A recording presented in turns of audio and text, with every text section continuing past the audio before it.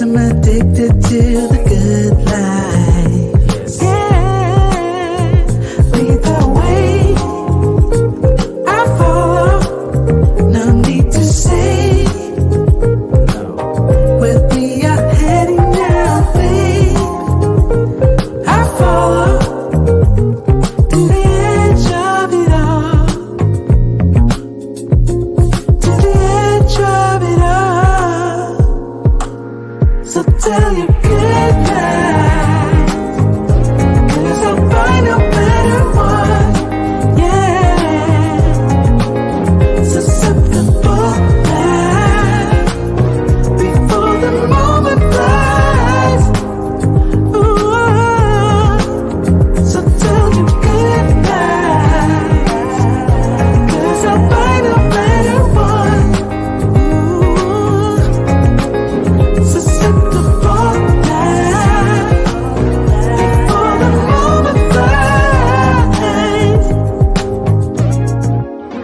It's not a problem, no, 'cause I know what I'm getting into. Yes. Yeah, and nothing can stop me. No, 'cause I'm addicted to what you and I realize. Lead the way, I follow. No need to say where we are heading now, babe. I follow to the edge of it all. So tell your good night, 'cause I'll find a better one.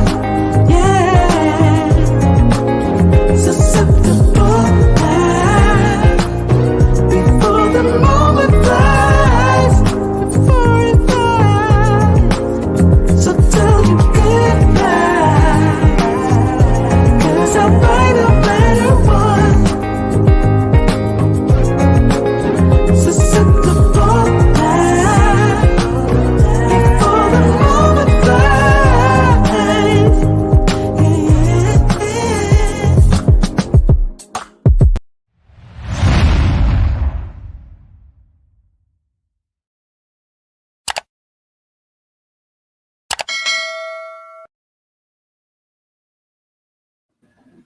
All right, everybody, what is going on? What is going on?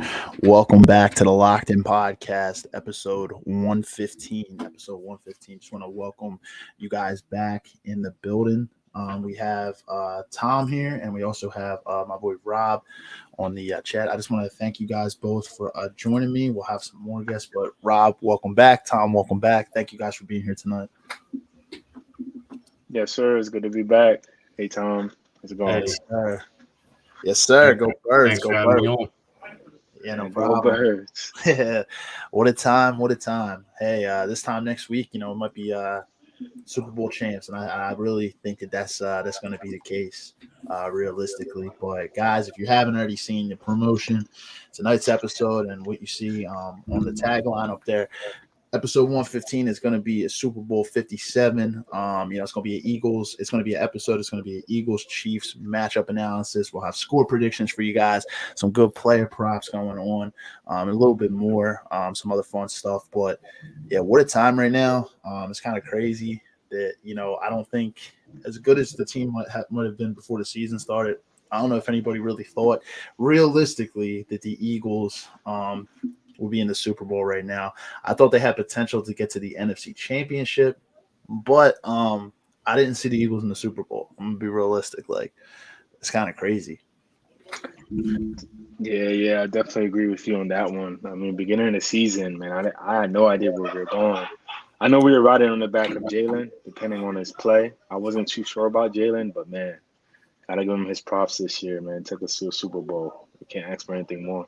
Exactly, and I was actually going to say the same thing. I think there were a lot of question marks specifically around Jalen Hurts, so we didn't realistically know where Hurts was going to be. Obviously he had a hell of an off season where he put in the work, and I know we talked about this on prior episodes of the podcast, but it's really impressive to see where he's at. And I give Rich is going to be on in a little bit, but I give Rich actually props for that one because he believed in Hurts like I'd say more than a lot of people, man. Yeah, He had the faith in him. for So sure. Yeah, that's he had that hurt season hat since like 2021. I'm like, damn. yeah. He bought in, man. So I give him his props there. But he'll be on a little bit. Marius is going to be on a little bit too. For people watching, another returning guest. We want to have some other people in as well. As the podcast goes on, we got some tentative guests. Actually, my boy Dante is supposed to come on too. He goes by King Tizzy as his as like his Instagram name. So we'll see what happens with that, but. I got a good I want to play like the intro here. I got a good hype video, some good stuff. Somebody actually showed me this hype video earlier. I was like, I got to put this on the podcast tonight. So all the music disclaimers like, in the description. So obviously YouTube with the copyright stuff. So, but I'm gonna play the intro, guys, and then I'll see you guys on the other side. All right. Sounds good. All right, guys.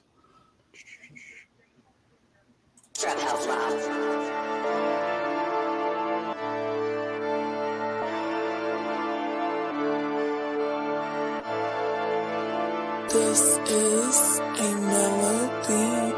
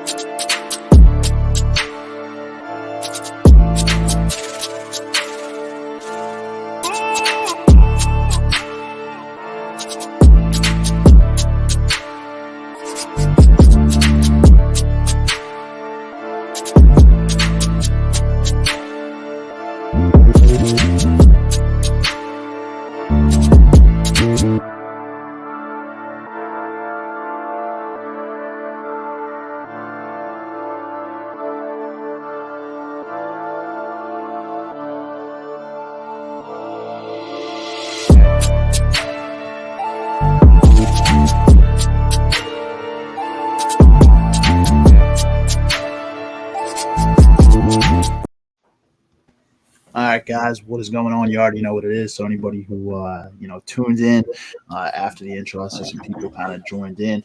Welcome back to the Lacking Podcast, episode 115. We're talking Super Bowl 57 tonight. Eagles Chiefs matchup analysis, score predictions, prop bets, a lot of cool, fun stuff.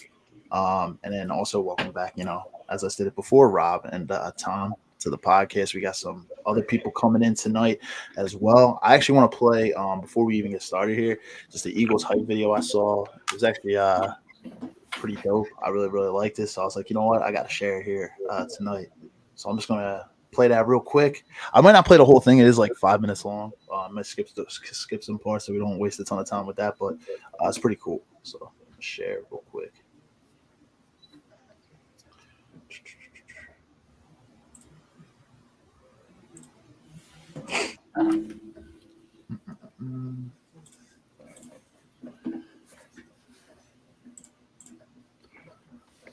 All right.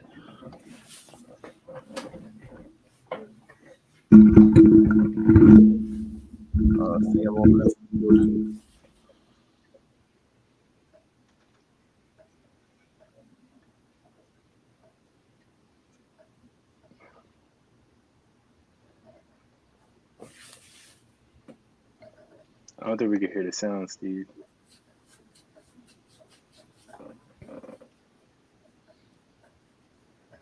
That's lagging.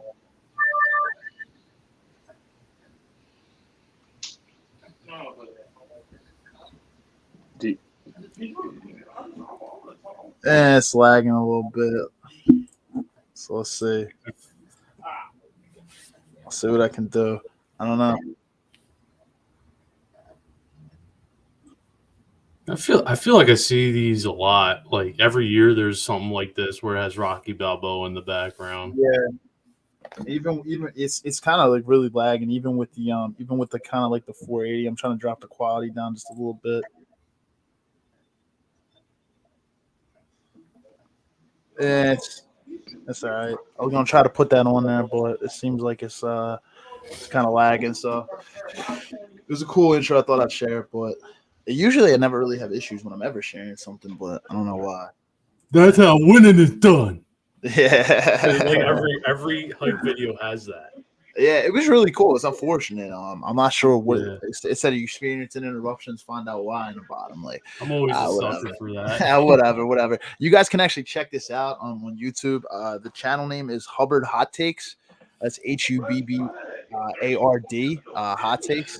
You guys can actually find that on YouTube, and it's just Philadelphia Eagles 2023 Super Bowl hype video. Really sick though. So I think you guys would appreciate that if you're an Eagles fan. Obviously, if you're a Chiefs fan, that's another story. Man. So yeah, I mean, with that being said, we can just kind of hop into it. Realistically, I guess we could start obviously with the obvious thing is the matchup. You know, we got the Chiefs versus the Eagles, the Kelsey Bowl here, right? You know, Travis versus Jason Kelsey. You know, Mahomes versus Hurts. It's going to be a really interesting matchup. Like I said, it's impressive that the Eagles got here. But even facing the Chiefs, a lot of people had the Chiefs favorite to come out of the AFC this year. But Mahomes had that high ankle sprain, which I think had the Chiefs been at full strength, it'd be even more scary. But I think Mahomes with 2 weeks probably had enough time to rest and everything like that. But it still is a high ankle sprain. What are your guys' initial thoughts headed into this game Sunday? I'm excited for it, but what are your guys' thoughts? Either one of you can speak. I'll let Rob go first. Yeah, so I'm excited. I'm excited definitely for the matchup.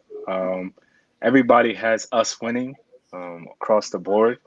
But hey, like they always say, numbers and hypothesis they're just words. So we'll see when we get there on Sunday. But I definitely have us with the advantage across the board. I found out that the Chiefs all their secondary is rookies.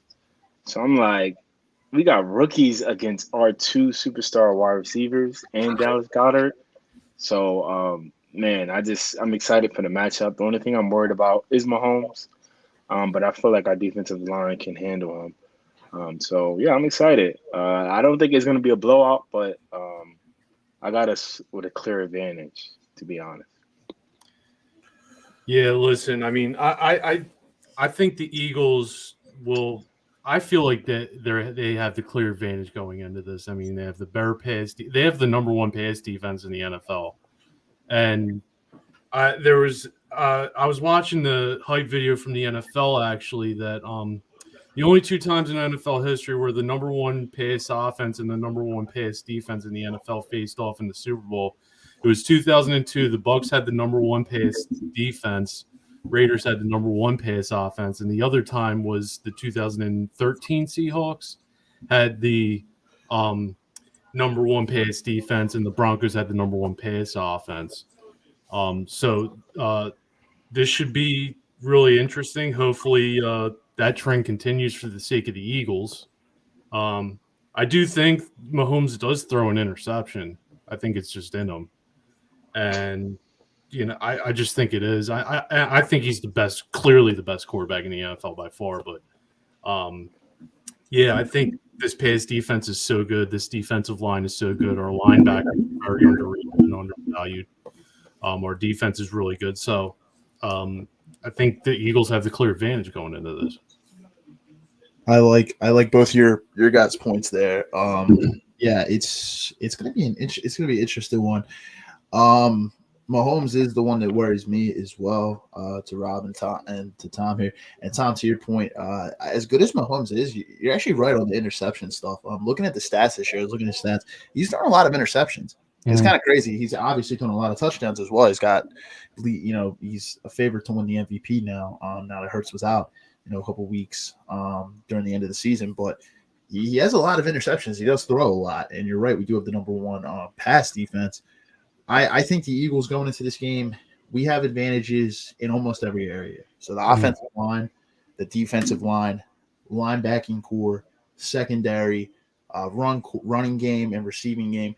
The two advantages I give Kansas City are the quarterback position with Mahomes, because I think majority of us, most people out there can all agree that Mahomes is probably the best quarterback in football when healthy. And then the tight end position. So Dallas Goedert is no slouch, but I would give the tight end advantage to Travis Kelce. Yeah. With the Eagles defense, what you can essentially do is you can double team Travis Kelce and make somebody else beat you. Make one of those other guys beat you. They don't have a Tyreek Hill anymore. They could take the top off the defense. They do got some ballers, but the Eagles receiving core is clearly better, and we have a really good secondary. So they should really press cover a lot in this game, I think, too. Yeah. I think they should press cover. Yeah. Although the zone's working for them, but I think I think a quarterback like Mahomes, he releases the ball quick. I just think like a press coverage will slow him down a little bit, just enough for the defensive line to get to him, Yeah, I think we'll have a clear advantage if we do more press, more man coverage. This will allow our D-line to get to Mahomes faster. He can't just pick apart the zone. So Mahomes will have to wait a little bit while we press coveraging or uptight man, and that will allow our D-line to get there. And like you stated, like their receivers, they don't have Tyreek anymore. They have Juju, the other guy, MVS, but they're not Tyreek, and we have elite corners. So I don't know. Like I said, we have a clear advantage in a lot of categories across the board. It's really our game to lose, to be honest. It is, and this is this abnormal territory for us. We're not Philadelphia. We're not, especially the Eagles. Even when we went to the Super Bowl in 2018, we're not used to being like the favorites. We have that underdog mentality in the city. Always thinking underdog. You know what I mean? So coming into the game, we're 1.5 point favorite. It's not like a crazy favorite. It's actually relatively close, and I think the Eagles, even though it is neutral territory, they're considered the home team in this one. So in a way, the Eagles are favored, but you can't give them the 3-point advantage for home field anyway. So I think they are a legitimate 1.5 point favorite. Now, had the Eagles been playing home, technically Kansas City would probably be favored at a 1.5 point line, because you always give the home team 3. But it is a neutral site. But yeah, we're favored, and majority of people think that unless they're a Chiefs fan, think that the Eagles are probably going to win this game. It's weird territory, Either you're a Chiefs fans or you're Brendan Ayuk hating on us because we beat them. Well, don't even let me get into the Niners fans. I never honestly seen. And if you're a Niners fan, I hope you're a respectable fan. But the Niners fans, I never recognized that they're just as bad as Dallas. It's crazy. Such sort of losers. Over a loss. I'm like what the heck? What is going on? It's crazy. Y'all lost, and they're like, if Purdy was there, we would have won. I think the game would have been closer, no doubt, but I don't think they would have. Maybe by a touchdown. Maybe by a touchdown. So, okay, instead of 31-7, 31-14, we still were going to win the game, though. I don't know. He played majority of the game, Purdy, anyway. He went out, but then he came back. So, I don't know. But he couldn't throw. We can't go. Yeah, he threw 4 passes. Yeah, he couldn't throw. But there are sore losers. And Brendan Ayuk said he will bet everything he owns that the Chiefs win. I'm like, what?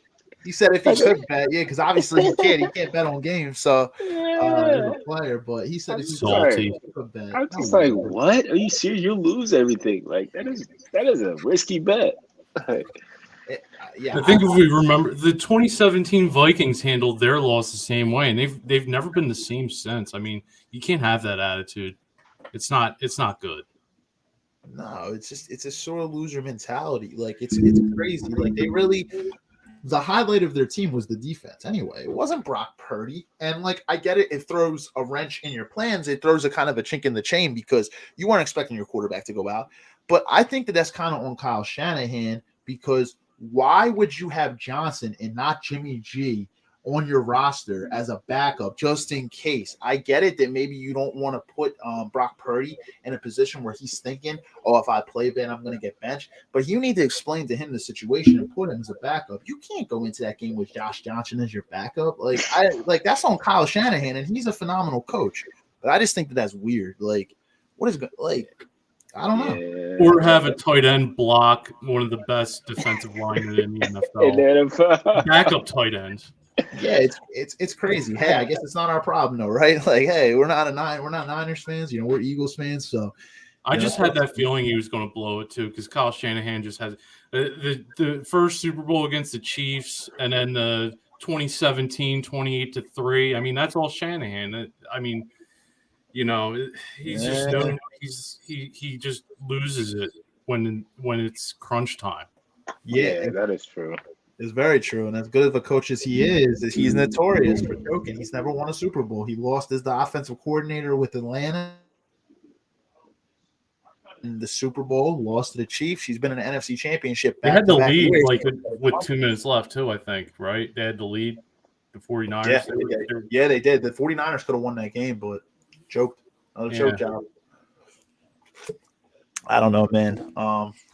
But yeah, of course they're gonna hate. Let them hate. You know what I mean? There's a lot of players, a lot of fans and players, hating on the Eagles. But this is gonna be an interesting matchup for us, right? Because I think a lot of people just think we're gonna walk on the Chiefs. I think it's gonna be closer than people think. It's not gonna be like that. This is the best quarterback we're facing in a while. If we go back, we faced last week, 2 weeks ago, Brock Purdy.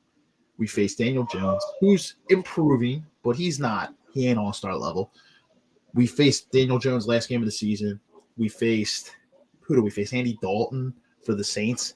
We faced Dak Prescott. Again, I wouldn't consider Dak an all-star. Cowboys fans can hate whatever, but he's like that second level, but he's not he's not a top-tier level quarterback. I would say Aaron Rodgers. We played Aaron Rodgers. Last legitimate quarterback we faced. It's been a long time. And even the detractors say he was hurt during that game.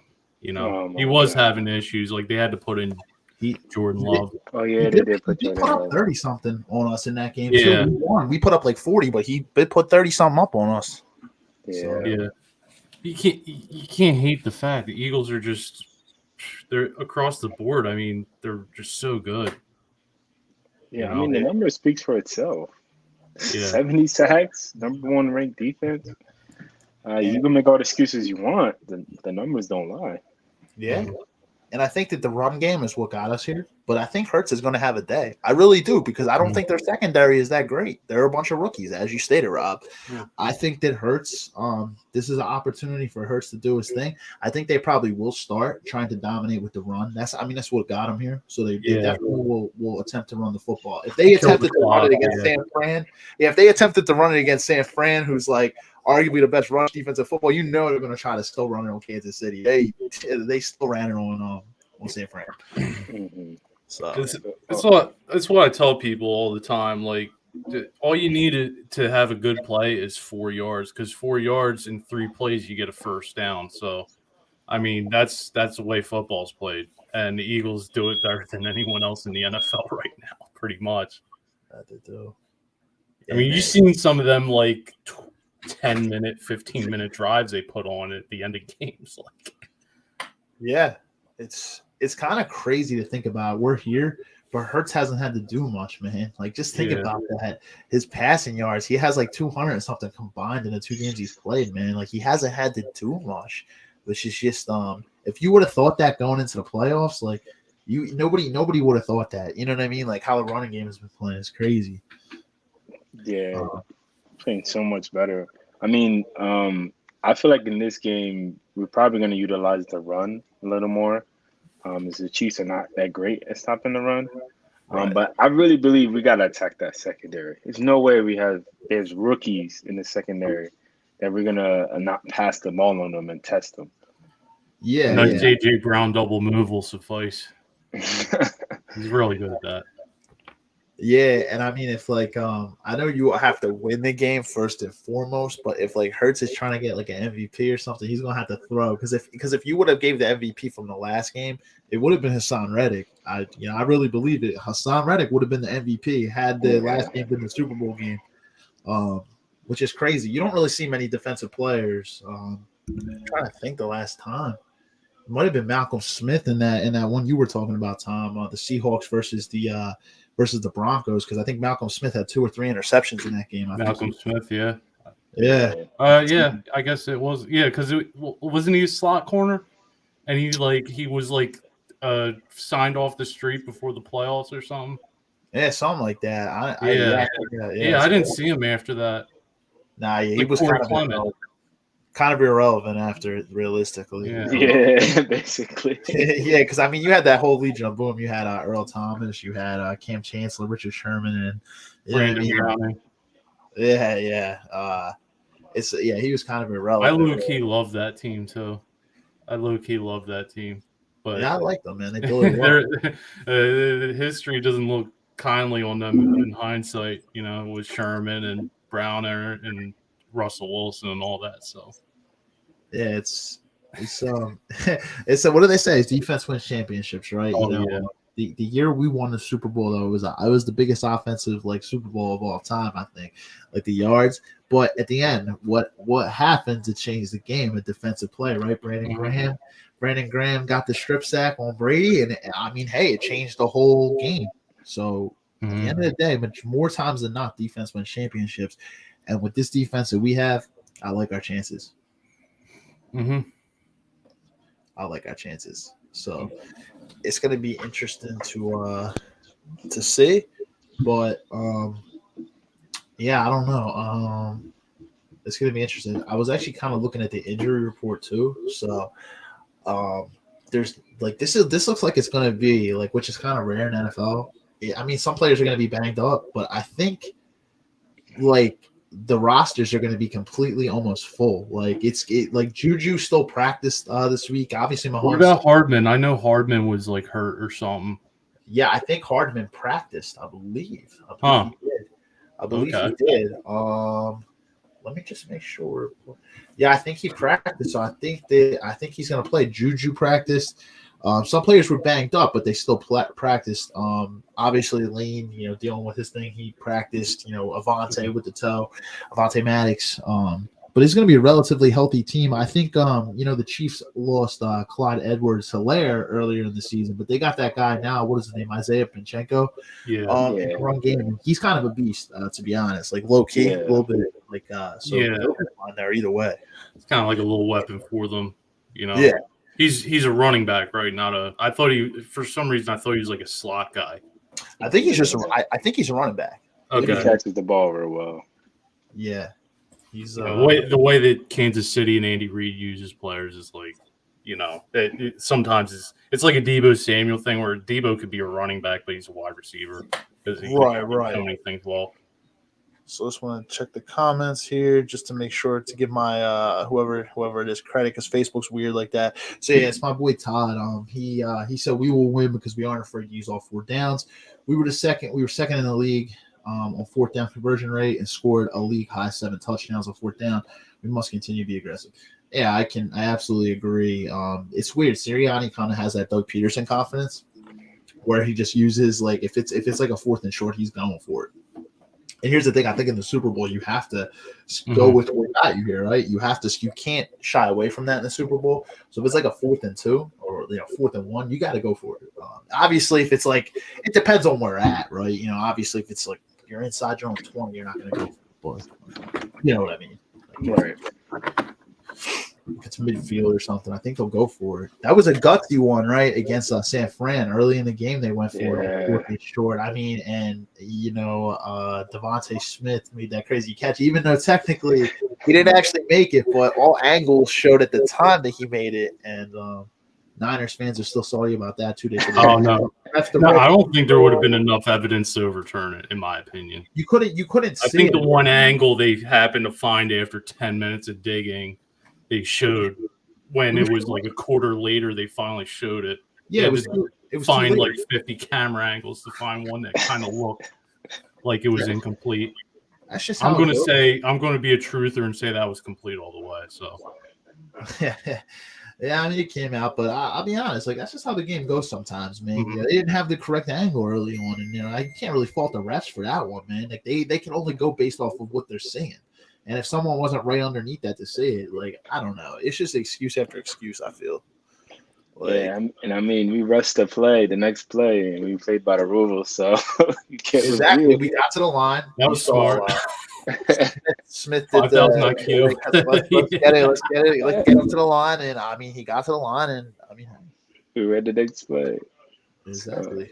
And That's all you can Shanahan do. had time to throw the challenge flag. I mean, you see a Yeah, player do that, I would throw the challenge flag, yeah, even yeah, if plenty of it time. was kind of like that's Yeah, something obviously. up there. Yeah, you obviously probably didn't want to do it that early in the game and lose it just in case. Because I mean, all video evidence didn't show anything. So I mean, why is Kyle Shanahan? Exactly. Why is he gonna challenge it early in the game? If you can't see anything, you can only go based off of what you see. So if I was Kyle Shanahan in that position, I'm not challenging it either. I'm gonna be realistic. If I don't see the evidence, like I wouldn't challenge it either. Like because you don't want to lose it early. But yeah, it's gonna be If the player that caught it, I'm going to say he caught it, but if the player that caught it is telling people to hurry up, in my opinion, I'm like, wait a minute, I'm throwing that. I'm like, if I see that, I'm throwing it. yeah. It's the playoffs. Like you never know if that is the one score that could change, or that the one play that could change the entire game. Ultimately, it's probably not. But Right. I'll ask Marius and these guys when they get in too. And I know it's kind of early in the pod, but well, actually it's 30 minutes in. What are you guys score predictions on this one? You guys have a score prediction in mind? I know you guys are saying Birds are going to win, but you have a score prediction? Yeah. So my score prediction, it's not gonna be a too high scoring game. I got it at 28-24 Eagles. Wow. Okay. Yeah, 28-24. Mahomes, he's gonna ball. He's one of the greatest quarterbacks already at his age. He's gonna ball a little bit. Our defense is gonna hold up. I think we're gonna score quick early, but then he's gonna start. Andy Reid is a beast at adjustments, and they're gonna start scoring back. But I think we're gonna build a pretty good lead, and then they're gonna start scoring back. But we're gonna hold them off. So I got 28-24. All right. all right. Interesting. I think that's more likely than mine. That's interesting. Yeah, that's a good. Yeah, I think that's more likely than mine. I think it would be a competitive game, but the two Super Bowls I listed, the 2002 Super Bowl and the 2013 Super Bowl, I kind of just averaged out the score of the winning team and the losing team. And I gave a little bit to the Chiefs, but I'm going to pick Eagles 45, Chiefs 20. Ooh. I think, yeah. I think like the team with a good pass defense in the Super Bowl always tends to – like you look at the Tampa Bay Bucks, they scored 48 against the Raiders. And granted, 2 of those touchdowns were in garbage time when Rich Gannon's arm fell apart. But and then the Seahawks Super Bowl, I don't know what was up with that one. I know Peyton Manning made some bad throws, but I think I think Hurts is going to make the throws. They're going to run pretty well. Mahomes, it's going to be close early, and then Mahomes is going to press, and I think he's going to throw a pick six, maybe 2 interceptions, and it's not. And he's going to go back to the locker room and cry during his little jazz band. So, Yeah. You guys are going real and I like the picks, man. I like the score predictions here. A lot of people are going in the 30s, man. It's just they're going high scoring with this game. It's I had to talk myself into my prediction. I really, because it's like hard to think like, oh, the Eagles are going to score 40 against the Chiefs, and the Chiefs are going to score less than 30 on the Eagles. But it's like this defense is really good. It is. It's really one of the best in the NFL. Like, and my guy Todd here, he's got 31-20 Eagles. I think it's going to be an 11-point game. I think it's going to be a little closer. But here's the thing. I think the Eagles could do that. But, I mean, it means Mahomes is only going to have 20 points. it's so weird. Like, I think the Eagles, say the Eagles play their game, they could absolutely, win by 10 plus. And I know a lot of people that picked that. They picked them to, win big. A lot of people actually had picked the Niners game to be close, so did I.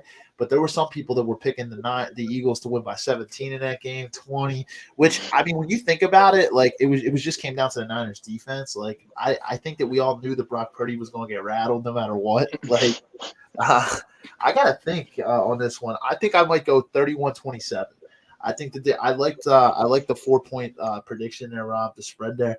I'm gonna go 31-27 Bears. Because I think Mahomes will get his, but I think the Eagles will. And I think maybe the Chiefs score like a late game touchdown. So I like the 31-20, but maybe the Chiefs get one at the end. I think it's just gonna be a little bit closer than a 10. So you got the 4-point difference like me. It's very similar. Yeah. And I had that in the last game. A lot of people, I had the Giants game to be close too because at the time the Giants had been playing very well. I knew that Minnesota's defense was terrible, but when the Giants played them the week before, but the Eagles have proven me wrong in my close predictions so far. They've blown the teams out, but I think this one will be different because of the quarterback. I really wasn't sure going into the Giants game neither because they were running a lot of like run pass option too, and the Eagles did struggle a little bit with that against the Bears.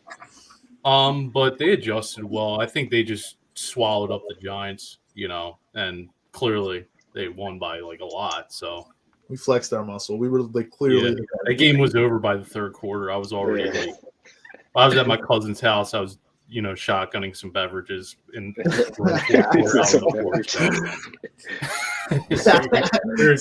were doing like shotgunning beverages and stuff. So that's what we were doing, and I was like, "Oh, the Eagles won." Okay, well, we knew that. We already knew that. Yeah, I mean, me and Rob saw that game together, and I mean, it's just the Eagles did what they were supposed to do, right? The Giants were the way inferior team, and I think it had come down to because we hadn't seen how Hurts was going to be with the shoulder and everything coming in, so I think we were just a little bit more worried than we realistically needed to be. But we obviously flexed our muscle, and we showed why we were the number one team in the East this year. Yeah, we was whooping them by halftime. Everybody was just like, "Yeah, we got this." Yeah, it was a wrap. Like, it's crazy to think. The Eagles were they won what was it 38-7 against the Giants, and that was the same score when the Vikings put the stuff on a Rocky statue. They lost 38-7, and last week the Niners did the same thing, and they almost lost 38-7. It was 31-7, and the Eagles decided to put up another touchdown on them. Dude, that would have been the same score. So I think Chiefs fans maybe learn their lesson with that one. But what's up with that 38-7 like disparity? Like, it's kind of crazy. Like, stop putting stuff on the Rocky statue. Mm-hmm. So my friend Bill, he said, what's up, Steve? He said, if the Eagles D line does not hit Mahomes at least 15-25 times with sacks, they will not win. Yeah, no, I think they will get to Mahomes. I think they will. I don't think their offensive line, and I do agree with that. I think that this does come down to a matchup. I was actually talking to Bill earlier, and we kind of both agreed on that one. I think this is going to come down to a matchup between the defensive line of the Eagles versus Patrick Mahomes. I'll be honest, the offensive line for the Chiefs is not a lot of household names, right?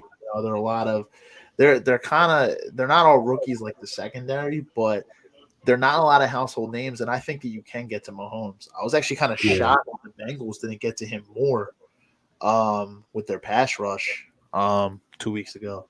But we, like you said, Tom, we have the best pass rush in football. It was debatable with the Niners, right? The Niners, with Nick Bosa and another thing with the Chiefs' offensive line. I mean, they actually have a decent offensive line except for one guy. Right. The guy allowed like 10 or 11 sacks this year. It's Andrew Wiley. He allowed like 10 or 11 sacks, and look for Hassan Reddick to line up against them, or any of those guys really could have a big day against them. He's like really the weak link. Yeah. He's not terrible. He's not as bad as like Winston Justice was, but he's not Winston Justice. He's not very good, Yeah, Yeah. that's the Chiefs. They definitely beefed up their line though. They played Mm. a lot better this year. I don't know if you guys remember the last Super Bowl the Chiefs were in with Tampa Bay, how they had Mahomes rattled and running around for his life. Mm. And I feel like that's the only way you can really beat Mahomes. But they did beef up the line after that Super Bowl, and their line played pretty well. But like you said, there's some weak spots, and hopefully our defense can expose that. Exactly. And I agree with Bill on that Yeah. one. I think we need to expose that, right? You know, you can't let Mahomes have all day in the pocket. We see what Mahomes and Mahomes outside the pocket is the most dangerous quarterback in football. What he can do when he has a lot of time to, get outside the pocket and things like that, he makes it very challenging for a defense. So we have to get to Mahomes, and I think we will.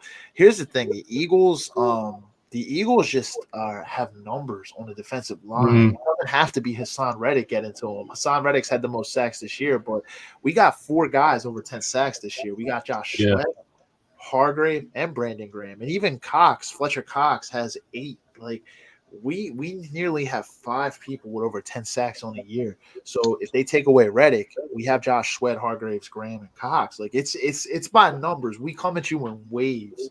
So that's the thing. Where they come at you in waves. And Don't forget another Robert thing, there Quinn. was Robert yeah. Quinn Oh, go too. ahead, Rob. I'm sorry. No, I was gonna say don't forget Robert Quinn. We also Yeah. got a household name. Yeah. He might. He's due. Yeah, he can do something too. So The There's Dominican also Sue, another guy who and was on that. Dominican too. Yeah, Linval Yeah, Joseph. We that got guy that guys. was on that Tampa Bay line a couple of years ago. right. He's It been a was huge addition. Imagine if he was signed at the beginning of the season, he'd be another guy I think with 10 sacks because he was as soon as he came in, completely changed the complexion of that interior. And I think he was the one that took out Josh Johnson, right? He's just known for knocked him killing guys. out. He's always been one of my favorite players. Even at Nebraska, I had nightmares about this guy when I was younger. So like that, like I always like followed his career. He's just such a like amazing player. I hope he has like one more left in him. You know what I mean? Which one was this? What player was this? Which one? Two. Ndamukong Suh. Sue. Yeah. He's a He was on monster. the Tampa Bay team that just pressured Mahomes. Yeah, he's obviously known for all his antics when he played with Detroit up with the Lions. Obviously, but yeah, man, I think he's changed. Right, he used to be a super dirty player. I think he still gets his licks in, but I think things are a little bit different. He just hits hard. He hits you like hard. Yeah. He's just an animal. He's gonna hurt you. He's a lot more disciplined now, though. He used to get a lot of roughing the passer and roughing the kicker penalties. Like he was known for like just like that sort of thing when he was in Detroit, but he cleaned that up a lot. Yeah, it's funny you say Nebraska for Sue. Reddick went to Temple, right? Hassan Reddick went to Temple. I went to Temple the same time that Hassan Reddick went because he got drafted by the Cardinals in 2017. I was still at Temple at the time, but he went to school there at the same time. But it's cool to see like a local, like you know what I mean, like somebody who went to the city come back here. And honestly, everybody talked about Nick Bosa and Micah Parsons this year, but Hassan Reddick, he didn't get his credit. Like nobody really talked about him as much. He kind of it was more quiet, you know what I mean? But he quietly had a phenomenal season. For sure. Career year, man. Like amazing. Definitely one of our best signings. Yeah, I love what he's been doing. Like when he gets the sack, he does the thumbs up and then the thumbs down. Yeah, He gets like the thumbs up and then the thumbs down. Hassan Reddick's a beast. I think they're gonna try to do everything they can to stop him from getting there, but you could double team him and he could still get there. Like he's a beast. Mm-hmm. And what I like about him, he goes for the fumble. He doesn't just go for the sack all the time. He goes for the fumble, like strip sack. So that's gonna be key to Mahomes, man. We can keep Mahomes off the field with the strip sacks. We got this game in the bag because their defense cannot hold up against our offense for too long. No, they won't be able to. No way. So that's the X factor. Our defense versus Mahomes. And the one thing is, I'm not overlooking Patrick Mahomes because I give him all his credit. He's the best quarterback in football when healthy. That's not a shot at Jalen Hurts or anybody else, Josh Allen, Joe Burrow. Just being realistic, he's the best when he's healthy, but he does turn the ball over. That's one thing he does do. For as great as he is, he turns it over. He's not like a Tom Brady who just throws it away like in his career and stuff. He does turn it over. We got a Mario. Hey, Mario. Want to bring him Yeah, in? what's up, boys? How are y'all, man? Doing good, my What's brother. going on? Yo, Yeah, glad I could make it on, man. I tried my best to get here earlier, but I had some stuff I had to take care of after I came home from work. So I was like, better late than never. yeah, man. Of course, man. You're always welcome on the pod, man. We're actually just going through. We did the matchup analysis. We're going through like our score predictions over here. I think well, I had 31-27. Rob, would you have 28-24? You said. Yeah, 2024. Yeah. And Tom, what were you? Were you 25-20? No, 45-20. Yeah, he got a big difference. Okay, Tom.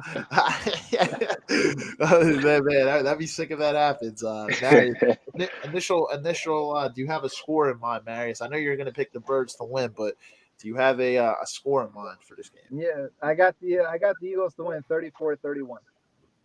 Okay. Close game. I think the majority of us are all thinking the same thing. Besides Tom going for the 25-point win. Believe me, I hope that happens. Yeah, it Tom, could I be hope close was for right. 3 quarters, and they get like a couple interceptions in the fourth for pick sixes. That's kind of what along the lines I'm thinking. Like some of those touchdowns are going to be in garbage time, but Tom, I hope your prediction is more accurate than all of us. Believe me, I hope they destroy them. they shut the haters up. Yeah, like, we all hope for Tom's prediction, but realistically, it's probably closer to ours. I think it's more realistic to be close, but Yeah. Unless they like hit Mahomes and like with that ankle and he gets hurt or something and gets taken out, but you know him, he's a gamer, man. He's gonna want to play no matter what. I realistically, as just going back to that Niners game in the NFC Championship, a lot of people said they think Brock Purdy was scared after he got hit. Because like when you're a baller, man, you go back in. It wasn't a concussion. It wasn't an ACL. You know, with a concussion, obviously, there's protocol. You have to, the doctors have to look at you. There's a ton of stuff. With the hand, you can still go out there. Now, yeah, you might not be able to throw and stuff as well. Obviously, with a hand injury. it was his elbow. He had like what is it called? He had a dislocated elbow or something. He needs Tommy John surgery. Yeah, it's crazy, but the greats like want to go back out there. Like you saw Mahomes when that ankle when Andy Reid pulled him because they had to look at it. He was mad. He's like on the sideline, like getting pissed at Andy Reid and stuff because Andy pulled him. Like Andy was just doing his job. Obviously, there's protocols. They have to take a look. It's your franchise quarterback, but Brock Purdy, after he got looked at, like he could have came in earlier, man. But you saw he sat out, man. A lot of people said like that he seemed like he was afraid. He never saw a crowd like this in his entire life. Like the defense came at him, and all it took was one hit, man. And he was. They showed Garoppolo. He was laughing the whole time. So Garoppolo was like, I'm inactive. I don't have to deal with it. You guys have fun out there. he saw how Sue hit Johnson. I think that's what was going to. I don't want to get hit by that guy. No, I want to live. Yeah. My God, Bill said. He said, "Great show. Speak to you soon." Yeah, man. Thank you for tuning in, Bill. Appreciate that. Yeah, this is we were breaking down the analysis too, Marius, and this is just one of those ones where we said I think the Eagles. I kind of want to know your thoughts here. I said the Eagles I think have the advantage across the board except for maybe two positions. So I said the offensive line and the defensive line, the Eagles got the advantage. Linebacking core, secondary. Rob pointed out, the entire secondary for the Chiefs is rookies. You have the running game for the Eagles. I'd say it's better. No disrespect to Isaiah Pacheco. Receiving core better than the Chiefs, especially with no Tyreek Hill anymore. The two positions I give the Chiefs that are better than us, obviously, I'm going to say the quarterback position with Mahomes, and I would say the tight end position, and that's not a disrespect to Dallas Goedert, but Travis Kelce is probably the best tight end in football. What are your thoughts there, man? Like, do you see the Eagles having a pretty distinct advantage in this game? Yeah, no, I actually agree with everything you said, man. The Chiefs, those are the two main positions that they excel in. That's the tight end. Well, Travis Kelce, who I believe is the best tight end in football, and then Mahomes, who's probably the best quarterback in football. So those are the only two positions that they have an advantage over us, man. Outside of that, our defense is better, our running game is better, and we'll see what happens. A lot of people out there saying that they also have an advantage with the coach. Since Andy Reid has more experience than Nick Sirianni, but the thing is, I don't think these people realize how horrible Andy is with time management. So even though he's been there, that don't mean anything, man. I mean, and if you don't believe me, you can take a look at Super Bowl 39, down 10 points, and he took almost 7 minutes off the clock down 10 Don't points. bring Man. it up. No, man. Trauma. How quickly one forgets. So yeah. Having I flashbacks find, here, I man. find it'll be funny if the Eagles are up by like 7 points and the Chiefs have like 8 minutes left, and Andy runs all the clock all the way down and doesn't get anything. Man, I mean that's the thing. I don't think coaching's gonna matter as much as people think it will. I mean, you saw Doug Peterson, and then you saw versus Bill Belichick in the Super Bowl, and Doug was what, only a second-year coach at the time. Mhm. Same thing with Sirianni right now. Sirianni's what, a second-year coach with the team. Yep. So it doesn't always matter as much as people think. I'm not saying coaching's not important, but in the Super Bowl, it's anybody's game. It's anybody's game in the Super Bowl, and sometimes having that young, hungry, aggressive coach. I think Sirianni has some qualities like Peterson, where he's young, he's only his second year, he's more aggressive. You kind of see more seasoned coaches are a little bit more careful.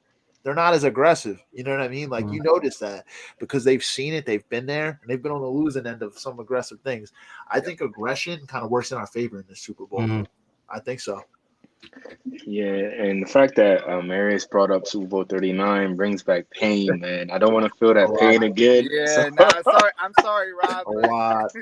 That pain of losing the Super Yeah. Bowl. Hopefully, we don't experience that on Sunday. I really don't, but Yeah. man.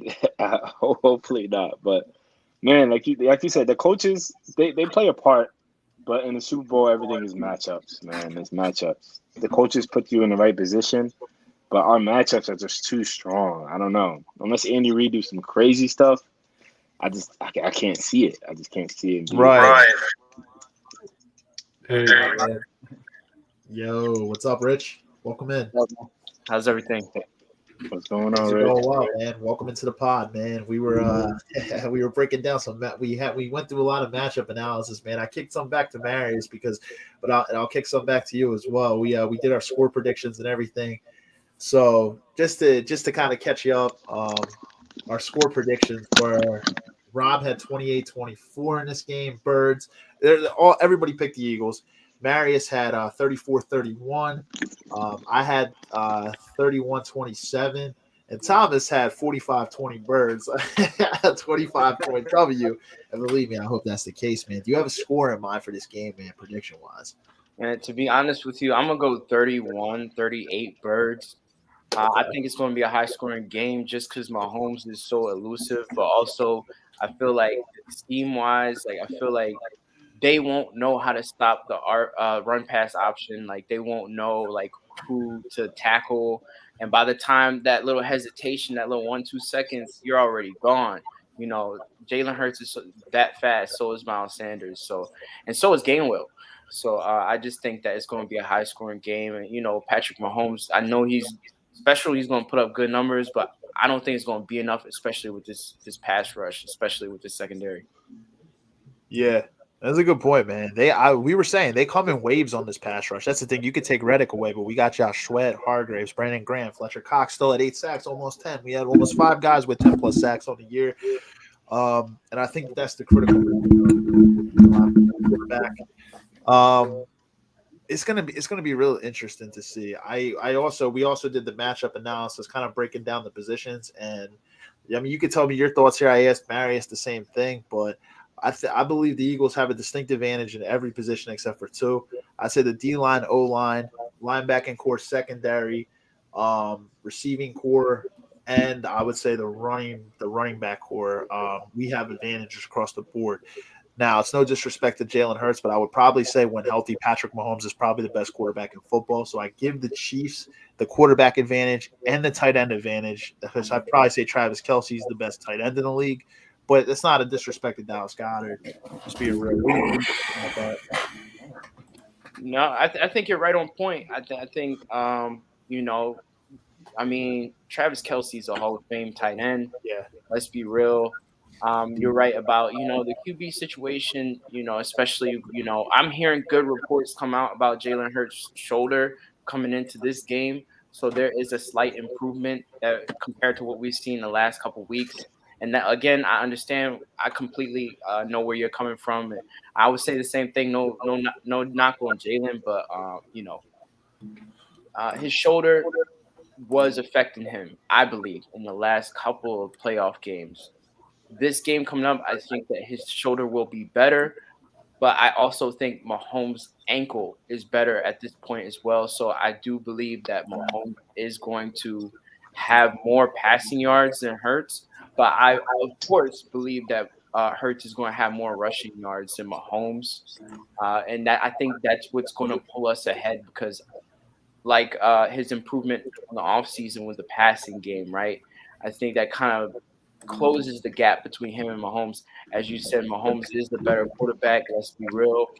But with Hurts' improvement is and the run game, him being a part of that Eagles run game, to lean on that, I think that Hurts is going to play good enough to pull it out. That's a good analysis. I was actually saying at the beginning, man. There were a lot of question marks coming into this year, but I will give you your credit and your props because you were the one who actually you were a big believer in Hurts, man. Since I think Rob was saying you had the Hurts season hat, man, back in 2021. Yeah, so I give you your props there, man. You've been a rider for Hurts like since the beginning, man. So. Dude, it's great to see the manifestation kind of come to life, man, and the incredible work he put in the offseason, dude. It's incredible, man. But I give you your props with that. Hey, I appreciate that, man. And listen, it's a hard decision because listen, we just got through Carson Wentz, right? We just gave him what $45 million, and right when he got paid, right, he kind of just he didn't want to compete anymore. And the back injury too. I mean, that was just big, and yeah, the injuries too. So it's scary. It's a lot of things going that we dealt with the last quote unquote franchise quarterback. He had all the intangibles, right? But the thing about it was he had all the intangibles and he had all the skill set, like the skills. He had the ability, right? Everything was there, but things. I don't know. I think when Foles won that Super Bowl, things just kind of changed, man. And I believe Hurts coming in, I think us as a fan base had a lot of anxiety around, okay, here comes another quarterback. He kind of looks the part, but we're not fully sure. You know what I mean? I mean, he looks like he wants to come in, work hard every day, but then there's this thing in the back of your head, one or two things, and those things may look different for Carson Wentz than it did for Hurts, but there's also like what Hurts coming in the beginning, it was things in the back of my head. I was like, man, I'm taking a risk, by kind of showing this much support and backing him up. I was like, from the reports coming in of him working with Tom House, him working with Tom Brady, I think that kind of gave me the encouragement, like that work kind of gave me that confidence to be like, all right, you know what, I think I can fully back him up because if you're willing to humble yourself and learn from, remember the first playoff game he got in, he got whooped by Tom Brady real bad. But he just to have the be humble enough to come in there and get, information and pick, he's the GOAT. So why not get information? Why not pick his brain? Why not see and pick up some habits that he does? And that's what Jalen Hurts did. And that's how he was able to make the jump that he was able to make this season. Yeah, man. Very well said. Yeah, man. What a leap, right? Your official year one was last year, and then now you have year. We're in year two. We're in year two official full year, and what a leap it's been. It's been crazy. So like, think. What a leap. It's hard to say because in an instant, like a guy can just not. Like we saw with Kyler Murray, like he just even before the injury, he went like way downhill this year, and he was like. The funny thing was, like Jalen Hurts, even before this season, had similar stats to Kyler Murray. So I thought, like, all right, well, if people think Kyler Murray's great, then I think Jalen Hurts is great. But yeah. And he's just a great role model for people, just a great example of how to handle yourself, handle with the media, just ticks all the boxes. I mean, he's not 6'5", but he plays like he's pretty big. He's 6'1", but someone said on social media, wow, he's a lot bigger in person. But yeah, he's just I'm so happy we have him. I mean, that was such a great pick in him in the second round. A lot of people didn't like it, but I mean, you have that level of talent that he showed at Oklahoma and Alabama, and you get that in the second round. You have to take him. I was glad when they picked him, actually. Yeah, I agree. I agree with everybody. And like we stated earlier, like Rich believed in Jalen Hurts since the start. I'm not gonna lie, I had my doubts, especially after that Tampa Bay playoff game that we lost, because Hurts, the way he played, he was more of a read one and then run type quarterback at first. So he really improved. And like if you listen to any ESPN talk or any sport talk, everybody talks about his work ethic. So it's really the improved. Rob froze up a little bit. I think Rob froze for a minute. I just want to make sure it's not. Is everybody else not frozen? All right. Yeah, no, we're here. I think right here. Rob. I think Rob just froze up for a minute. See if we can get him back. Oh, you froze up there for a minute, Rob. Yeah. So you were saying improvement, and then I kind of. I was saying is really his improvement in his game that really impressed me this year, and he really showed all the haters off. So, props, shout out to Jalen Hurts, man, and we got one more to go. We'll see. One more, man. It's crazy, man. We win the Super Bowl, man. We catching up in the NFC East, baby. We catching up. We win the Super Bowl. We got 2. Yeah, crazy. Kind of feels like the Giants, right? The Giants won in 08 and 2012, man. We will have won 5 years later, man, if we get this W. Be interested to see. Man, Cowboys are still going to complain, like can't fans will be like, oh, we still got 5. It's like, yeah, from freaking 3 decades ago. Come on, and their owner is an absolute dope saying that the Eagles, they mortgaged it all for this year, not realizing that most of our team is actually kind of young and locked up for the next 5 years. Like, yeah, the Rams are a completely different mess, Yeah, we got some players on the defense we ain't going to be able to re-sign next year, man. There's going to be quite a few, maybe 4, 5, or 6, like different players. I don't think, unfortunately, I don't know if we're going to be able to pay Bradbury to come back next year. That's a shame too, man. But I mean, obviously, you're going to keep Slay. Like, I don't think you're going to be able to pay Bradbury. We're still going to have Reddick and then boys on the line, which is huge, right? I think we'll be all right there, but there's going to be hard to sign Miles Sanders if they win the Super Bowl too. Yeah, I don't know if Miles is going to be back. He's going to want like a lot of money. He's going to want the Garda truck to back up. They're not going to pay him. Yeah, they're not going to pay him. No. Yeah, it's hard to pay a running back these days. It's going to be interesting. Also, to see maybe they're going to see what they have in Gainwell, man, because Gainwell in the last 2 playoff games actually has some decent games, man. Yeah. Curious to see. They didn't really know, I think, really what they had in Gainwell, but we still got good draft picks too, man. I mean, like we have the Saints pick, so we got like the 10th pick in the draft. Yeah, the 10th. So they're projecting we're going to get a corner to replace Bradbury. So. Very well said, man. I think they might get another. They might get another D end or another tackle. I think that's what I think. They always go that sort of route when they get an early draft pick like that. We're still going to have Goddard. We're still going to have AJ Brown. We're still going to have Devontae Smith. We're still going to have Jalen Hurts. And then on the O line, a lot of people are asking whether or not Kelsey is going to retire. I think if we win, I'm going to be honest. I don't think he's going to retire. I don't think he is. I think he's going to keep playing, man. He still has a lot to offer. He does. He's probably the best center in the NFL. Yeah, I would say at so. His age. I would say so, man. I agree with that. He's incredible. Did you guys ironically we're doing a podcast now, but if you guys ever listen to New Heights podcast with Travis and Jason Kelsey, it's actually kind of funny. Their podcast, but Jason Kelsey was saying he became a center, and he's like, honestly, one thing that I'm not great at is snapping the football. He said like a snap it. He's a center. He's like, you remember his rookie season? You remember 2012, his rookie season? Yeah, that was clear, but he clearly improved after that. He's good at like as like a pass the pullback block. He's like the best ever to do that. He's strong, man. He's a big guy, man. He's that's quick, and he's quick. That's what really makes Jason Kelsey different. He's very quick. unbelievable that like two brothers, come in the NFL and they're both going to be Hall of Famers. Like Jason's going to be a Hall of Famer just as much as Travis.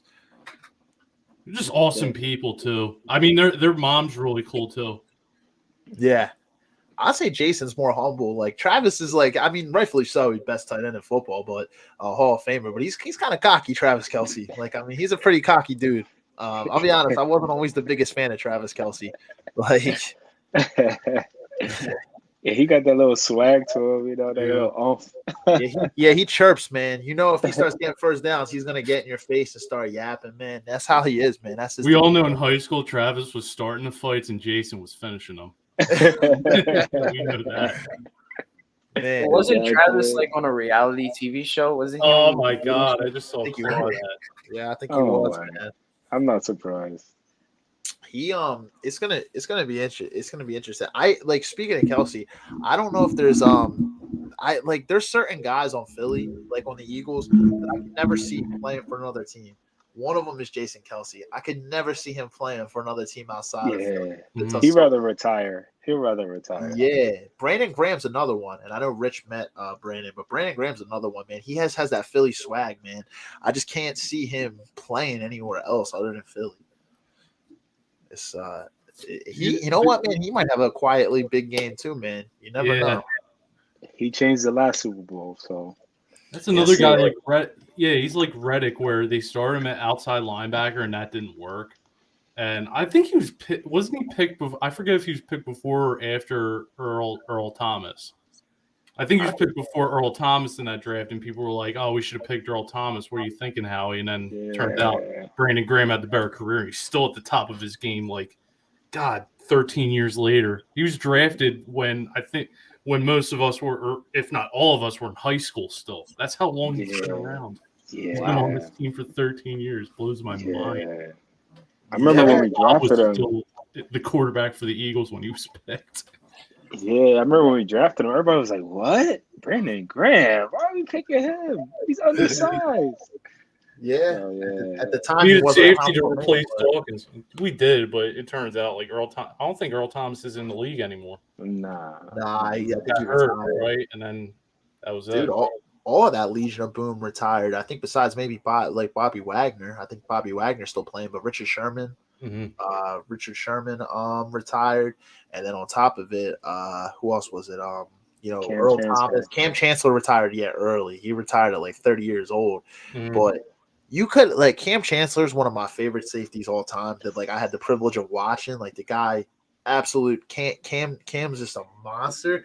But you kind of knew, man. That's what I'm saying. You knew that his career was going to be short lived because of how hard he hit people, man. Same with Earl Thomas. Earl Thomas was very physical and aggressive. Yeah, Earl was a free safety and Cam was a strong safety. Cam used to just blow people up, bro. It was just it was wild to see. I remember one of the most notable games I remember is the Vikings game. It was when Blair Walsh missed the field goal, man. That game was negative degrees outside. Cam Chancellor had no sleeves on. He's coming up and he's just lighting people up, bro, throwing his arms and shoulders into people, just hitting people. You know how cold that was, man? The next day, man, he was probably his body was in shambles. He's hitting people so hard, dude. I'm in negative weather. You got to be crazy to play safety. You do. You just got to a lot of the best safeties have a couple screws loose. Yeah. Speaking of safeties, man, CJ man, CJ Garner-Johnson for us, man. What a year he's having. He's got a swag to him too, man. He's not as much of a Philly because it's his first year here, but man, he's got a Philly swag to him too, man. He'll chirp, dude. He'll get in your face, get in your grill. You see that with him, dude. I like him. He's a good player. Well, ever since he gave Nick that Dream Chasers chain, I think he's Philly now, man. I think the second he gave him that Dream Chasers chain, I'm like, okay, you're in. You already know. He already knows what the grind is. He actually made a comment a couple weeks ago where he said, it's easier to play when you're around athletes that are good and athletes that respect you. And I think in that Saints locker room, he didn't feel like he was getting the respect that he gets when he's in Philly. I feel like he feels a little bit more appreciated in Philly. And the city matches his personality where we still feel like we have something to prove here, and we know that we can do it. But it's just the rest of the nation, either wants us to fail, or they either want us to fail or don't think we can do it. Yeah. And, I think that CJ can kind of resonate with that. And the thing about it is, listen, I love Andy Reid. Don't get me wrong. Andy Reid is one of the best coaches in Eagles history, but we got to come out there and whoop his ass. Whoop his ass. Everything that we've gained about him, and I know he's a different coach, but every coach has a weakness, whether it's trying to do too much or trying to do too little or trying to, I was hearing reports out of Arizona here that he was trying to go detail for every little detail Andy Reid's worried about in the Super Bowl, down to if someone goes on the field and streaks, how are the players going to react? They actually practice how they're going to react if someone jumps on the field. What? And goes streaking. What? It's overthinking it, man. Overthinking it. That's news to me. Overthinking it. We gotta do that against him. We gotta mess with him, and I think this is the team that's crazy enough to do it. I think Nick Sirianni is a crazy coach, where kind of matches Doug a little bit, where it's just like, remember Doug in 2017, he was like Philly, he was like, yeah, he was like, why not? And I feel like Nick Sirianni is like, why not? Let's go for it, all or nothing. Remember y'all NFC Championship? Yeah. What was it? Yeah. 4th-and-3? The first drive, 4th-and-3. Beamed it. Dante Smith, one hand caught it. I don't care what anybody says. Y'all should have challenged it. I don't care what any San Fran fans got to say, because they always got something to say. They starting to get worse than Cowboys fans now. Yeah. We were just talking about that. We were saying that at the beginning of the show, man. Like, they're the biggest sort of losers. I've never seen anything kind of like that. And like, you guys know Desi's brother is a freaking diehard Niners fan, but he was actually cool. He wasn't really like being a sort of loser about it, but we had to rub it in his face when the Birds won, because he was talking a lot of trash beforehand. I was like, but a lot of Niners fans, we were saying this in the beginning, Rich, and Mario as well, because he came in a little after. We were saying, like, unbelievable, like, how I've never realized that Niners fans were such sort of losers. Like, they're like, if Brock Purdy was in there the whole game, we would have won. Now, there might have been maybe one more touchdown on the board, but we still would have won the game. Like, come on, man. They're like Cowboys fans. Like, it's crazy. And they're both teams that have 5 Super Bowls. They also haven't won a title since the 90s. Now, they've been more relevant than Dallas because they're always in like an NFC championship or Super Bowl. But still, man, they haven't won anything since the 90s. So Looks like both of those teams need to dust out their VHS tapes to find their Exactly. I remember hearing some, like, it was just before the Dallas game. I was listening to sports talk, and then they were making, I think it was John Kincaid, he was making fun of the Cowboys fan calling it, the VHS tapes, and the Dallas fans like, VHS, I got Betamax, I got them on Betamax. It's like, that doesn't help. Like, DVR didn't even exist the last time like Dallas won a thing. You couldn't DVR no games or nothing like that. It wasn't even a thing back then. Like, dude. And that's not even the most disappointing part about San Francisco 49ers, because, all right, the fans, fans are fans. It's like, whatever, they're going to run their mouth. That's what we do as fans. We run our mouth. I'm guilty of it too. But, like, the freaking players now. And Ayuk. Like, the players, like Ayuk. Like, now McCaffrey's talking, well, I don't want anybody. I don't want none of them to win the Super Bowl. I don't like either. What? Like, all right, that's a high chance of happening. Nobody wins. They asked Nick Bosa, and Nick Bosa's like, well, I'm not going to be watching the game. So, like, yeah, exactly. You just lying to yourself, man. Come on. You know damn well you're going to be in front of your TV screen watching that. As I said, I think I said this, like, to someone, the Bosas are basically like the Kelsey brothers, but if they were like, if they were from Florida or something. The Island boys over there. They're like the evil Kelsey brothers. Like both of them are just weird. They're like, yeah, man. They're like the Kelsey brothers are the type of guys that you'll see and they'll give to donations and charity and they'll be really like down to earth. And then like those brothers are like the type that would be like, man, I got so much more money than you do. You're broke. Anywhere in life, I'm always gonna be over you in life. That to me was wild, man. The Joey Bosa thing, like, yo, you're a multi-millionaire football player. If someone says something to me like that, I'd just laugh and just be like, have a go on, man. Like, I ain't even gotta converse with you. He's getting worked up. See, if you really believed it, like those people are below you, you ain't even gotta say anything, man. I just be like, my stats on the field speak for itself. I'm an all-star player. Like, why even like go back and forth? Because as soon as you do, you already lost. Like, to me, that's perfect example of this. I was watching the Jalen Hurts press conference. Someone asked him about the Brandon Ayuk thing, and you know what he said? He's like, "Okay, cool," and then just moved on. Like, that's how you handle this. Exactly. Hurts is a baller like that, man. He's a very, very composed person for a 23-year-old man. Very composed. That's a winning attitude, man. Like, you can tell a lot of the team buys into him, man, as a leader. He's calm, he's collected, humble. Like, you can tell, like, that's the thing. Like, the team buys into him as the quarterback and the leader. He's got a Mamba mentality. He does. For sure. I know it's overused, but he's definitely got it. Yeah, it's like the Jordan and Kobe had that type of mentality where it's just a calm, collected, like, we on to, like, that's the thing. Like, they asked Hurts in the beginning of the season when we were 8-0. They're like, "You're 8-0." He's like, "I was 8-0 when I was in college too." He's like, "And we didn't win the national championship, so that means nothing to me." Like, you know, we're trying to win a Super Bowl. Our goals are bigger than, you know, going 8-0 or winning a season MVP.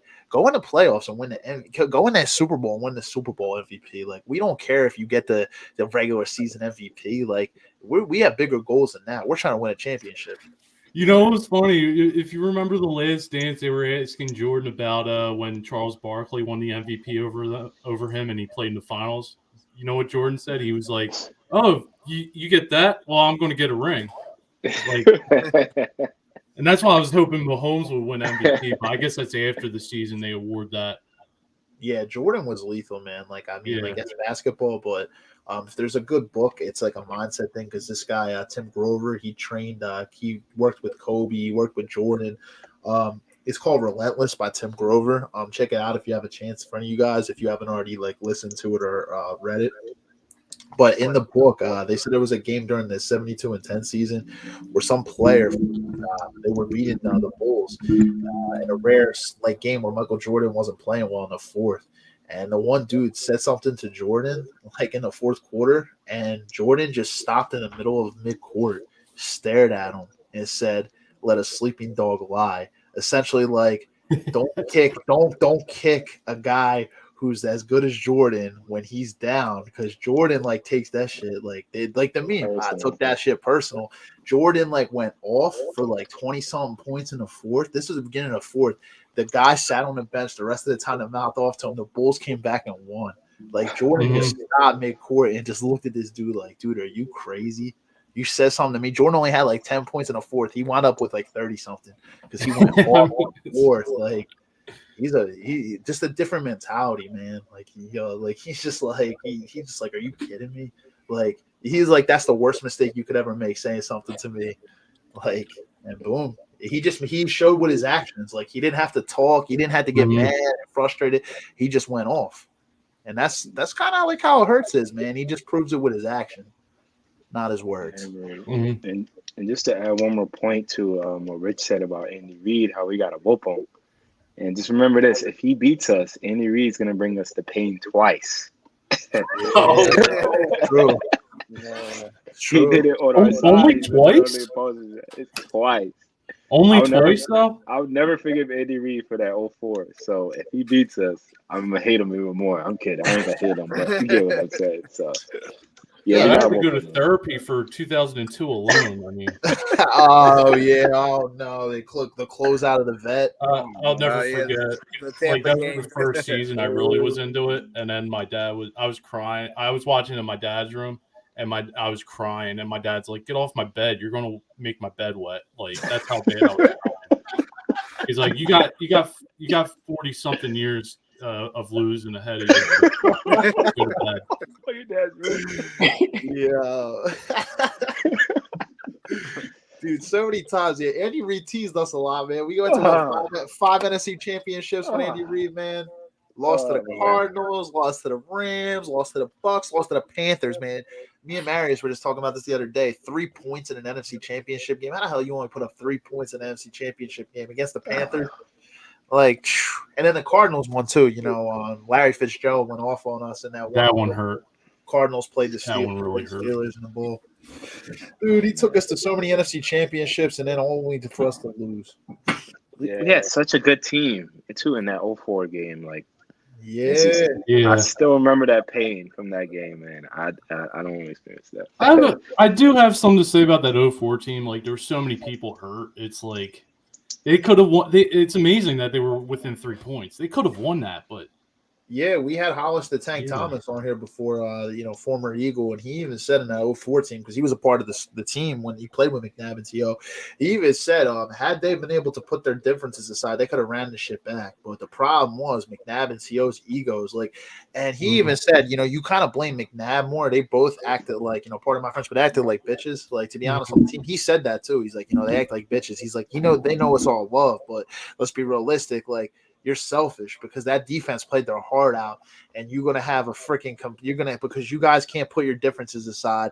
You went and blew the team up, and if T.O. and them were able to make it work, dude, there's no doubt, man, we would have gotten a title with them. And then that season after the Super Bowl, McNabb got hurt too. He missed. I think it was midway through the season. They were like still in it, and then they just fell apart because McNabb tore his ACL. Yeah. So. If they could have came to a long-term agreement with Terrell Owens, though, man, there's no doubt in my mind. I think we would have won one, like a 5-year deal or something. To this day, I think that Jalen Hurts is still more mature than Donovan McNabb. McNabb still isn't mature. He's still less mature at 45 than Jalen Hurts is at 24. Tater, he bro, still has a grudge with T.O. Yeah, he hated on Wentz when Wentz was playing well in the city too, and I guarantee he probably hates on Jalen Hurts low key. Low key, he's a hater. Low key, he shakes his hand, but low key hating. Yeah, number 5 will always love you. Are we sure about that? Someone I know who worked with the Eagles. I'm not going to say his name here, but he even worked with McNabb, and he honestly said, McNabb was kind of a scumbag, man. Like, he said he was not a good dude, man. Like, it's just like I'm not, he worked for the NFL, but he worked with the Eagles, but. Yeah, man. You got to blame McNabb. Early McNabb showed promise before, I guess, the contract extension. I don't know what happened after that. He was still really good quarterback after that, but his demeanor changed. Like, when he was young, he was a lot like Hurts was. He was a good role model and, never in trouble. And then all of a sudden, he's never really in trouble until after he retired, but. Yeah, I mean, like I said, Hollis was on this episode, and this is something probably majority of people know, but he made a note on here. He wound up saying McNabb was out drinking the night before the Super Bowl, so that's why he was throwing up the next day. He was out getting freaking sloshed, like it was his freaking prom night, man. He's out there freaking drinking, getting just wasted, and then you couldn't just wait 24 hours, man. Just wait until you win it all, and then you can. He's out there throwing up in a Super Bowl because he was out trashed out late the night before the Super Bowl, Jalen Hurts would never do that. Never do that, dude. You crazy? Are you nuts, man? I was. I don't think he even drinks, to be honest. Yeah, I don't know if he does, man. But he just, dude, it's just so different. That's not even a fair comparison. Saying the maturity of McNabb to Hurts, man. I feel like McNabb went in reverse, because early in his career he was very straight and narrow, and then by the end of it, he's going into the biggest game of the season in 2009, doing the air guitar and sticking his tongue out at the Cowboys fans. While you might remember that legendary image, Michael Vick, he looks ready. He looks so ready. I was like, man, if we started him, maybe we would have won that, because he looked a lot more focused, he was locked in. True. What were you saying out there, Mario? I saw you were. I was going to say, man, going back to that 04 Super Bowl, bro. It's a shame because T.O. played on one leg, man, and he gave you his heart out, bro. That was like one of the best games I've ever seen a wide receiver play, man. And for McNabb to be Same. so trashy, like, damn, dude, you couldn't just held it together for 24 hours, man. You just had to get trashed. Yeah, And Maris, like, remember, I don't know if you remember this or anyone remembers this, but when going on Bleacher Report here, and he was, when they go and they have those talks on Bleacher Report and they go and they play pool, and Terrell Owens came on there, and he talked about one time how McNabb actually talked to him very disrespectfully in the huddle. I don't know if I y'all remember. know what I'm talking about, but when Yeah, he told him yeah. to shut the F up in the Yeah. huddle, now you don't talk to your number one wide receiver like that. That's the guy who's bringing you home your bread and butter. He's going out here saying, well, shut the F up. We can win without you. We don't need you on this team, like stuff like that. And it's like, for real, man, like you need T.O. T.O. was the one that got us over the hump back in 04. And to be honest with you, if he wasn't like injured, I 100% believe we would have beat the Patriots that Super Bowl. So, that's just another, you guys just going off of what y'all are saying, man. It's not looking too good as far as how he treated other players. Yeah, and I mean, just in another thing to comparison to Hurts, AJ Brown seemed like he was kind of upset after that Giants game that he didn't really get the ball as much, or he didn't get the he didn't get to catch a football. But damn well Jalen Hurts would have never ever said, "Yo, shut the F up, dude. We ain't need you here." Like, he probably calmed him down, man. Spoke to him, talked to him, tried to get him his targets. Like, there's levels to it, man, and it's just it's a different mentality. Like, and dude, you're right. If T.O. had been fully healthy, like, even with all the Spygate stuff with New England, man, we only lost that game by a field goal, like with all that. So it's a shame. But I mean, hey, we're here now, man, on the verge of our possible second Super Bowl. Crazy to like think that, man. It's just nuts. It's crazy. Like, within 5 years, like, now we're back. Like, I don't know if anybody saw this, man. Like, it's crazy. No, I need all even these I players didn't. to have their best game, man. If that's the only thing that I can see get us getting in our own way. Other than that, if we stay out of our own way and we play to our full potential, we already won. I already think we already won if we play fully.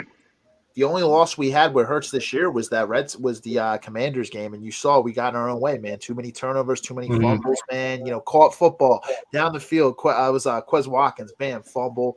Like that. That's why, honestly, I think you see Quez hasn't been getting as many touches. They've been actually, I think, giving more touches to Zach Pascal lately. I think that he messed up in a lot of positions where he was fumbling the football a lot earlier in the year. And I think Quez Watkins has the speed, man, but that's the thing. Holding on to the football, we got in our own way. There was a lot of suspect calls in that game with the Commanders game too, but we beat ourselves.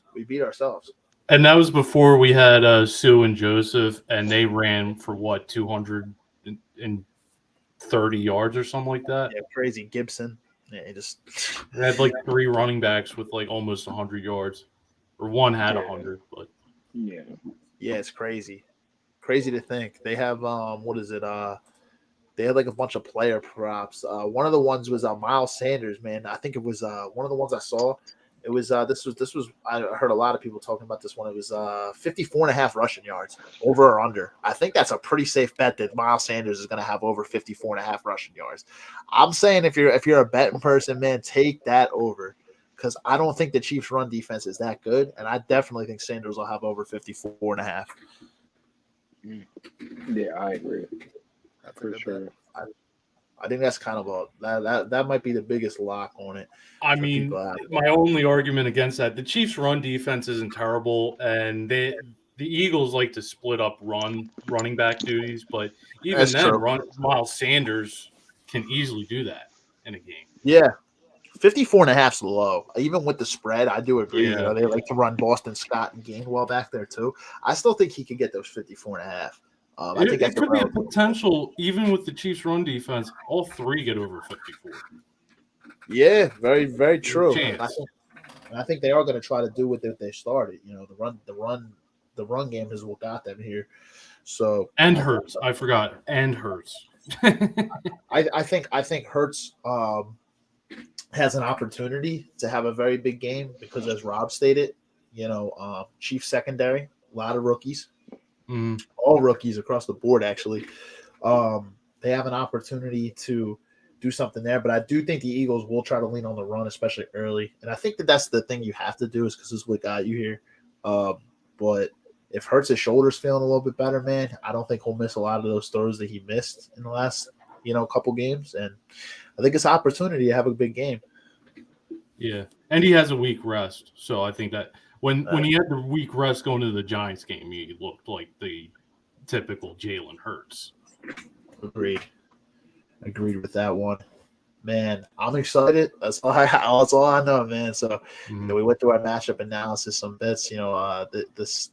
So, question: Where's everybody watching the game? And anybody else out there? Where y'all watching the game at?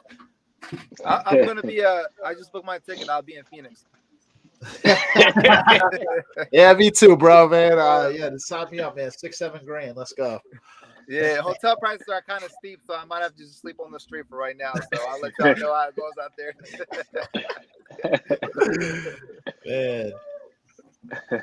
Man, where's it? I'm probably gonna be home, man. Like I'm probably gonna be probably at my girl's house just because it's the traffic, everything's gonna be crazy out there. So I might just keep it simple. Obviously, you guys are invited, but I'm just keeping it simple this Super Bowl because it's going to be too crazy. The last time for the NFC Championship, I don't know if y'all know this, I was on 76, right going into Center City, and someone was coming. Actually, the exits that you go to get out of 76, people were going into 76. So they were going into traffic. And it was pretty bad. So I think I'm going to stay away from the drunk drivers for this Super Bowl Sunday. I'm just going to stay inside and just stay kind of chilling and kind of have an inside house thing if anyone's interested. But for me, I did want to bring up one particular thing that I don't know if anyone's mentioned here, and that's the Kansas City Chiefs game versus the Chicago Bears. And in that game, obviously the Chicago Bears won, but the Kansas City Chiefs defense did not do good against the run. And they didn't do good at all. And I know that we all have these games, the same thing happened with the Colts. Bro. We almost lost to the Colts. The Chiefs did lose to the Colts. So we have to go back and look at those games and see some of the weaknesses, whether it be run defense in relations to running quarterbacks, because Kansas City Chiefs, I don't know if they've encountered this type of offense before, and I don't know if they know how to defend against this type of offense. And then I'm not sure that they're used to the type of defensive pressure that Mahomes is going to get. I'll bet money on this is going to be reminiscent of what he got when he had to battle against Tampa Bay. And I know that his offensive line is way better than back then. The offensive line that he has right now is pretty good. But the defensive line that he's going up against is way better than even that Tampa Bay defensive line. Our rotation and our second strings on our defensive line are really starters on a lot of other NFL teams. So our defensive line has a gift of being able to rush to four men and drop back in coverage and keep all your members in coverage and just own no blitzes, just four men. They'll get penetration that way. I don't think Mahomes is going to have an answer.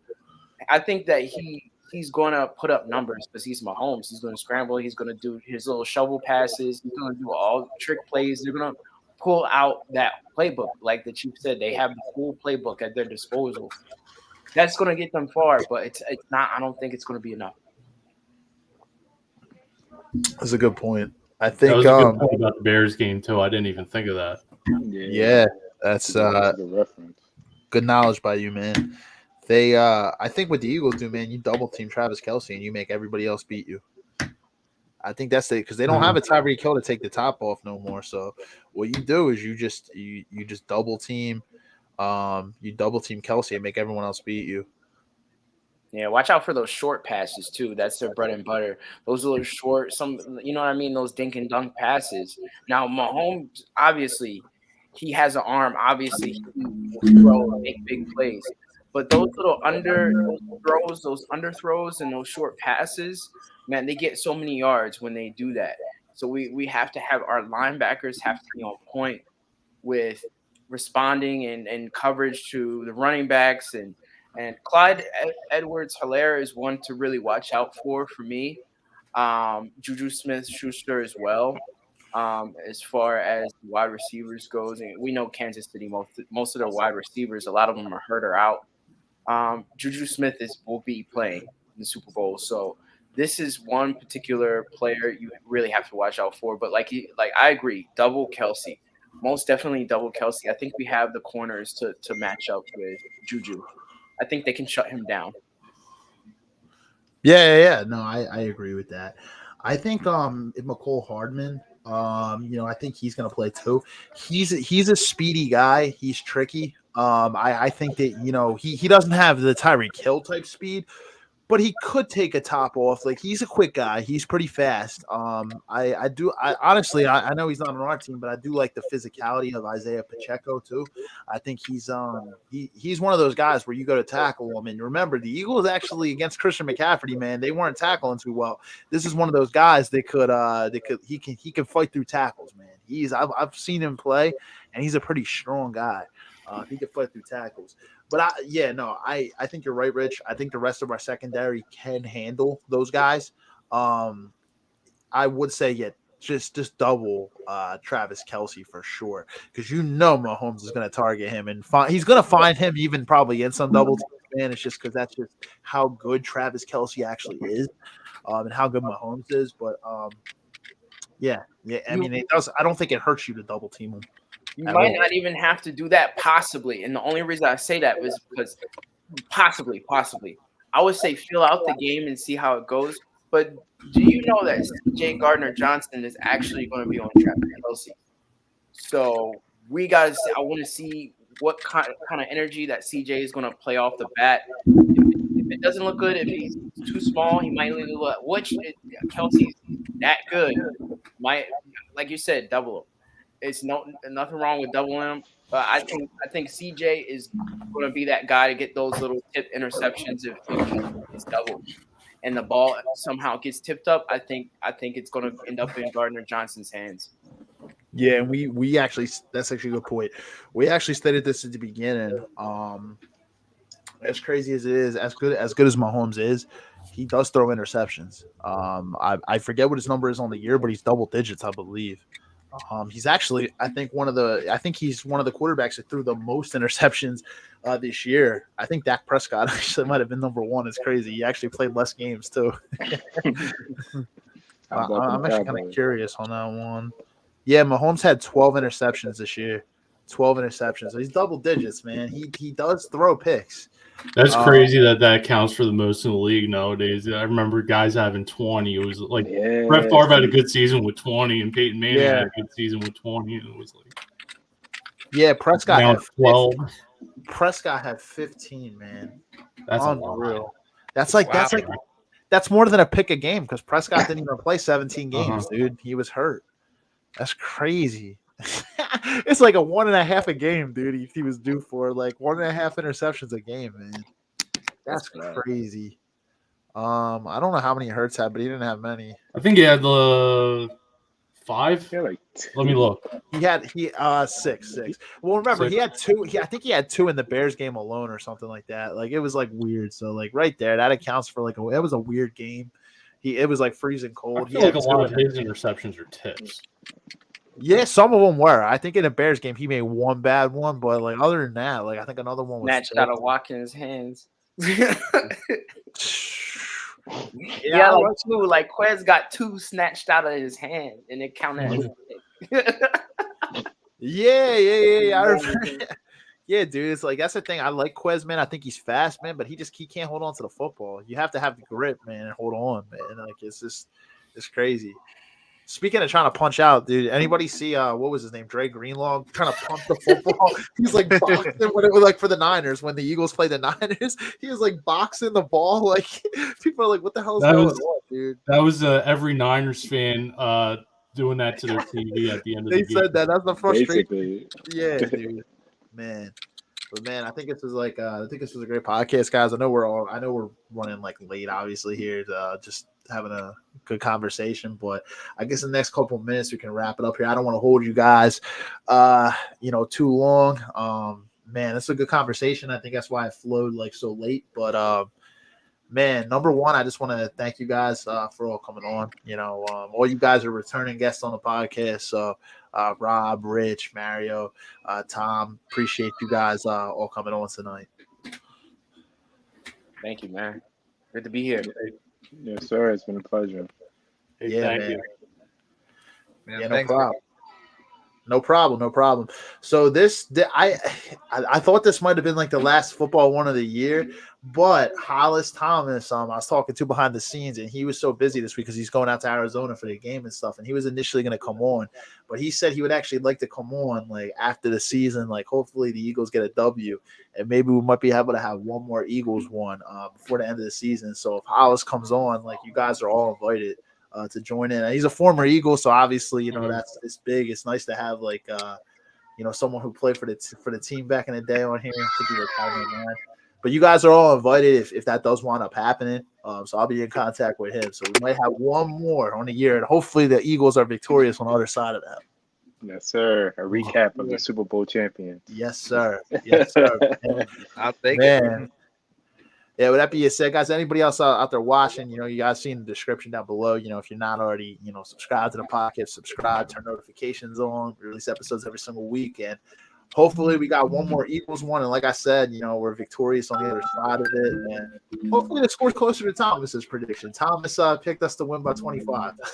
I would love to see it, man. I think it's going to be closer. But, man, I hope so. And, man, the next time I might be talking to you guys on here, we might be having a parade on Broad again. So, yes, man. I would sir. love it. Let's I go would get love it. it. Yes, sir. Maybe I would go this time. You I should, didn't man. go. You should. You got it, man. go. We all got to go, man. We I all, really want like, to. that's the thing, man. We all got to like link up, man, and get down there if they do it, man. For sure. It was an amazing experience last time, but yeah, we gotta do it. Oh for yeah. sure. Oh yeah. With that being said, guys, I'll probably wrap it up right here. Unless anybody else has anything to chime in on, but I think with that, man, we can wrap it up right here. All right. Appreciate it, man. Peace. All right. Go Birds. All right, guys. Fly, Birds. Eagles, Go fly, Birds. Eagles, fly on the road to victory. Go Birds. Super Bowl 57. Let's freaking go, guys. Fly, Eagles, fly, man. I'll see you guys on the other side, and we'll be in contact for the Super Bowl and everything. So take care, Go guys. Birds. Go Birds. Go Birds. Have a great night, guys. All right. Take care, man. See ya. Later.